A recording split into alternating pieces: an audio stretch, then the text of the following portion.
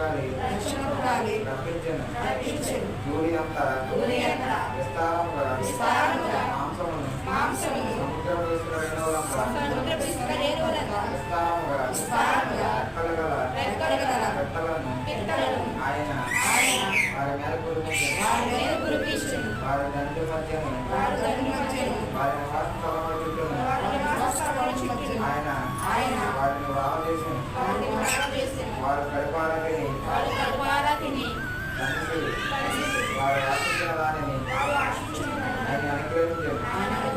వారి ఆశ తీరకముందుకే ఆహారం యొక్క వారి నోళ్ళలో ఉండగానే దేవుని కోపము వారి మీదకి దిగను. వారిలో కలిసిన వారిని ఆయన సంహరించెను. ఇశ్రాయేలు